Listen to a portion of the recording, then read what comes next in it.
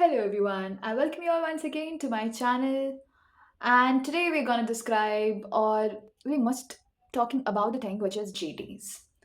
Uh, तुम सब ने बहुत सारे मुझे messages किए हैं regarding GTs कैसे देते हैं. My GT scores are not improving, have been stagnant.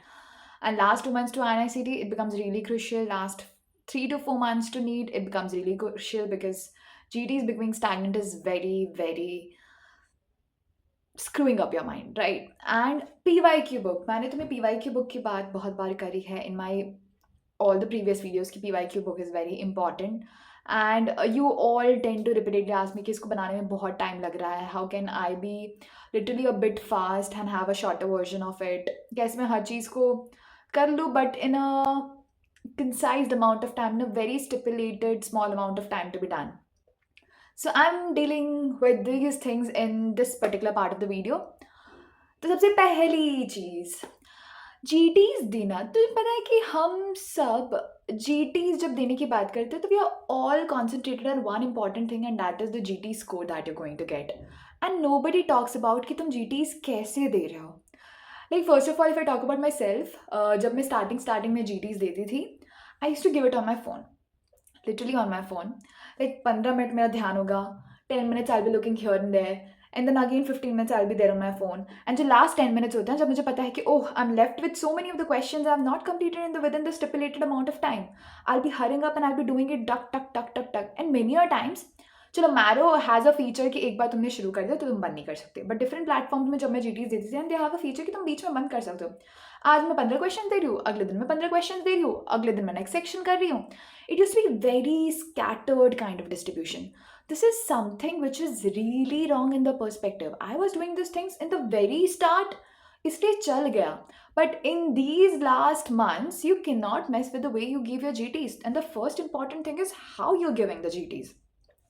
अगर तुम्हारे पास लैपटॉप है या अगर तुम्हारे पास टैब्स है, if you don't have access to it I do understand that thing, but if you have access to these things please इन पे बैठ के दो, एक रियल सिनेरियो में दो. ये नहीं कि मम्मी यहाँ से कुछ बोल रही है, पापा यहाँ से कुछ बोल रहे हैं, 2-4 लोग यहाँ से कुछ बोल रहे हैं, you giving your GTs in that particular environment. Make it a very sound proof acoustic proof environment में जाओ जहाँ पे it's only you and your tablet और your laptop in front of you, nobody around. क्योंकि इतना ही काम pin drop silence होगा वहाँ पे. अगर पानी भी गिरेगी, पंखा भी चलेगा, कोई इंसान थोड़ी सी भी बातें करेगा तो everything you will be hearing out at that point of time. So you have to be in a pin drop silence kind of thing so that your mind remains active that time.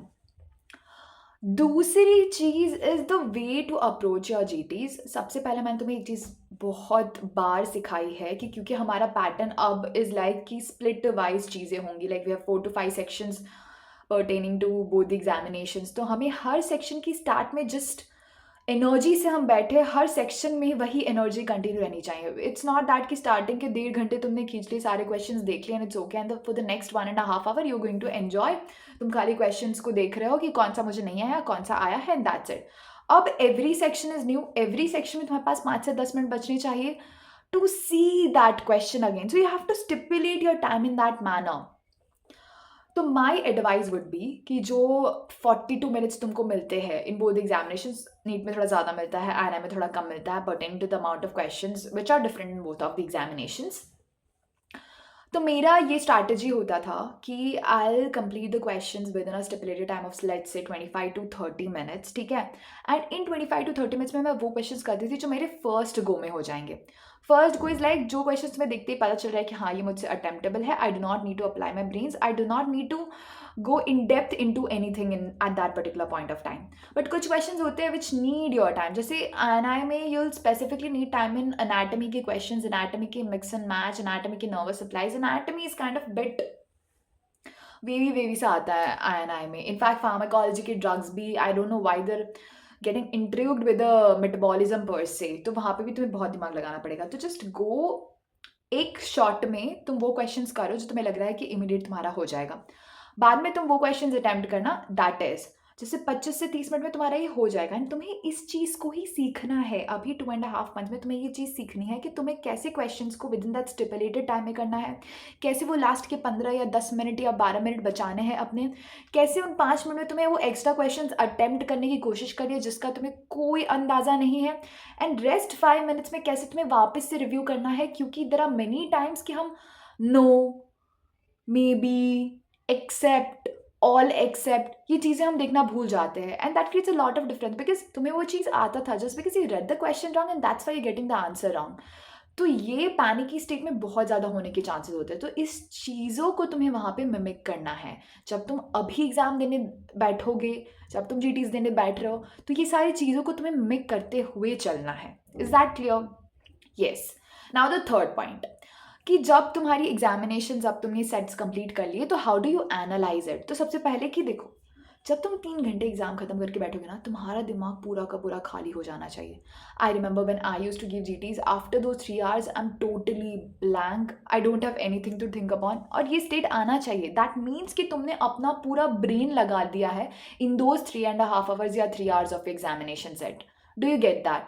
And it use to happen with me quite a lot. In fact जितने भी लोगों को तुम देखोगे who apply the complete brains into the examination after 3 hours, literally मुझे headache होता था कि यार अब तो मुझे कुछ समझ नहीं आ रहा है। If anything is taught to me right now, I can't absorb those things. तो उसके बाद I used to take 2 to 3 hours का break. I'll chill, I'll see a movie, I'll go out with my friends, have fun. And I usually used to give it in my evening time, like 6 to 9 का time में देती थी starting of the.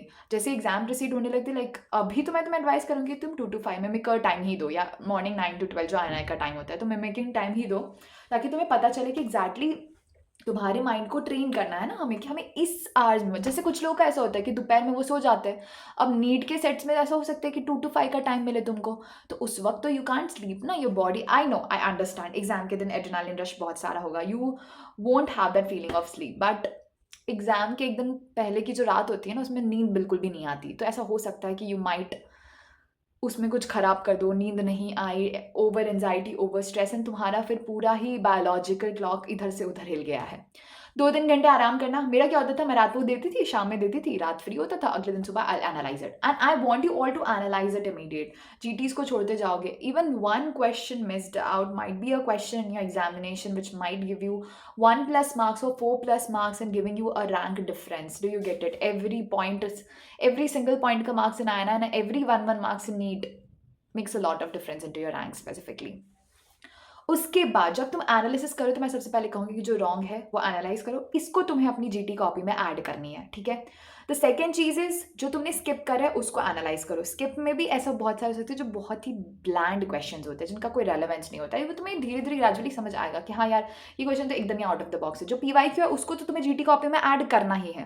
And फिर होते हैं तुम्हारे correct question. तो correct question में भी हम ऐसा करते थे कि एग्जाम में यू गेट दैट गेसिंग वाला ऑप्शन, तो गेस करेक्ट कर देने का, ठीक है। तो जो भी गेस करेक्ट आए हैं पहले उनको एनालाइज करो। Why did you have problem, what were the other options which you were confused with, तो उनमें जाओ। एंड फिर जो क्वेश्चन तुम्हें पता है कि यार ये तो इसका exact answer, I don't need to involve my brains much into that, उनको छोड़ दो, ठीक है। अगर तुम्हें लग रहा है कि उसमें कुछ ऐसा इन्फॉर्मेशन है which you did not know, तो एक बार जस्ट स्क्रॉल इट फटाक से, ठीक है, देख लो अगर नहीं लग रहा है। बाकी अगर तुम्हें पता है कि हाँ ये 100 क्वेश्चन तो मुझे ढंग से आते थे, I do not need to see it again, वो क्वेश्चन तुम्हारे टाइम बचाएंगे। तो इट्स मैक्सिमम जो गलत क्वेश्चन हुए हैं, जो स्किप किए हैं तुमने, और जो तुम्हारी गेस करेक्ट हुए हैं, ठीक है, इन्हीं क्वेश्चन पे तुम्हें मेजरली ध्यान देना है। जो तुम्हें पता है कि हाँ भाई अगर हर्लर है तो उसमें यही मैनिफेस्टेशंस होते हैं, तो तुम्हें उसमें एक्स्ट्रा ब्रेन्स लगाने की ज़रूरत नहीं है, ठीक है। आफ्टर दिस मैं चाहती हूँ कि तुम्हारी जो PYQ नोटबुक है वो कैसी बननी चाहिए। और तुम मुझे रेपिडेटली ये पूछते हो कि PYQs को एनालाइज करने में तो दीदी कितना ही टाइम लग जा रहा है, इस बहाने हम रिवीजन भी नहीं कर पा रहे हमारे मेन कंटेंट का, ना ही हम कोई और प्लेटफॉर्म की GTs दे पा रहे हैं, ना ही हम कुछ नया कर पा रहे हैं। पहली बात, कुछ नया तो हमें करना ही नहीं है अब, ठीक है। दूसरी बात, दूसरी प्लेटफॉर्म की GTs हमें देनी है। तीसरी बात, रिवाइज कैसे करना है फास्टर। चौथी बात, PYQ कैसे करना है। तो for all these things I would suggest कि जो मेरा होता था कि मैं लिखने में बहुत धीरे हूँ, मैं इतना ज़्यादा डेकोरेशन करने लगूंगी ना कि मेरा पूरा टाइम खत्म हो जाएगा उस चीज़ में। तो I use to be more of like कि मैं स्क्रीनशॉट्स लूँगी, जो भी क्वेश्चंस मुझे लग रहा है कि हाँ यार ये अच्छा क्वेश्चन था, ये मुझे नहीं आया, इट्स द सेम पैटर्न, नहीं आया गलत हुआ, सही में भी जिसके बारे में गेस करेक्ट हुआ है। ये 3 चीज़ें हैं जो तुम्हें लिखनी है अपनी पीवाईक्यू बुक में। अगर तुम नहीं लिख पा रहे हो तो तुम स्क्रीनशॉट का पैटर्न लो। अब स्क्रीनशॉट में कैसे करना है कि तुम स्क्रीनशॉट लेते जाओगे 1000-2000 क्वेश्चन हो जाएंगे और फिर उसके बाद तुम रिवाइज तो कर नहीं पाओगे। That doesn't make a sense. तुम्हें उन क्वेश्चंस पे वापस आके उन्हें देखना है, उनको रिवाइज करना है ताकि तुम्हारे कंटेंट्स रिटेन्ड रहे। No, it's the long term potentiation, sensitization, बार बार सिनेप्टिक कनेक्शंस को बार बार एक्टिवेट करते रहना है ताकि यू रिमेंबर कि तुमने मिस्टेक्स क्या करी हैं, तुम्हें क्या नहीं पता था, तुम्हें क्या याद रखना है और क्या नहीं याद रखना है। Do you get that? तो इसके लिए आई वुड सजेस्ट कि तुम स्क्रीनशॉट्स ले सकते हो। अब क्या करना है, एक बार जब तुम पीवाईक्यूज का पूरा सेट करोगे एंड स्पेसिफिकली अभी 2.5 मंथ्स है, राइट? तो तुम 10 दिन के बाद वापस से रिवाइज करो एवरी जीटी से पहले। अब देखो जैसे 2 महीने हैं तो तुम अप्रॉक्सीमेटली 5 से 6 जीटीज तो आराम से दे दोगे। तो हर जीटी के पहले तुम्हें तुम्हारी वो पीवाईक्यू कॉपी को रिवाइज करनी है, भले वॉच एवर इट टेक्स। तुम्हें पीवाईक्यू कॉपी रिवाइज करनी ही करनी है हर जीटी के पहले, and this was my target. भले मैं लिटरली पेजेस फ्लिप ही करती जा रही होंगी, पेजेस फ्लिप ही करते जाना है। तुम एक एक लाइन पढ़ने जाओगे, it would take a lot of time. तुम्हें फ्लिप करते जाना है, तुम्हें देखते जाना है, हाँ यार मैंने ये गलती की थी, यानी ये चीज़ें स्ट्राइक होती हैं, believe it.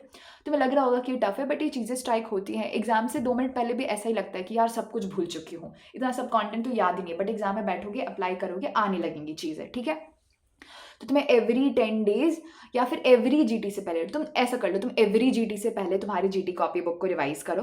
And last 15 days में आई वुड सजेस्ट कि अगर एग्जाम आना है कि आई थिंक 15th या 16th मई को है if I am not wrong, तो उससे जस्ट 2 दिन पहले टेक योर पीवाईक्यू जीटीज बुक और सिर्फ वही रिवाइज करो, ठीक है? लास्ट 2 दिन तुम्हें पीवाईक्यू जीटी बुक को ही देखना है, जो भी तुम्हारी गलतियां हुई है उसी पे काम करना है, उन्हीं को एनालाइज करना है।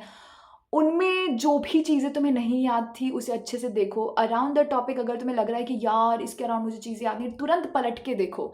And this would be practically applicable for the first second year subjects, जो मेरा 9 सब्जेक्ट रूल मैं तुम्हें हर वीडियो में कहती हूँ, उसके लिए बहुत इंपॉर्टेंट है। तो I hope I have cleared all your doubts. Stagnancy is something which really kills it up, but I think a proper strategy as to how to approach a GT is also very important. The analysis of it is very important, and the PYQ copybook, it is very important. Make it a PYQ copybook या फिर तुम screenshots की PDF बना लो, it does not matter. The thing inside it has to be written in whichever way possible. This was my personal opinion, this was my way of doing it fastly. I think इस तरह मैं बहुत जल्दी कर पाती थी, and definitely तुम्हारे अपने तरीके हो सकते हैं, because we all of us are different, and I would genuinely advise किया तो तुम मेरी फॉलो कर सकते हो, या फिर if you have something which is going on better for you, just do follow it. And also do let me know अगर तुम्हारे कोई भी डाउट्स अभी भी बाकी हैं in relevance with GTs and PYQs की copy book, I would be really glad to helping you out. Thank you, all the very best.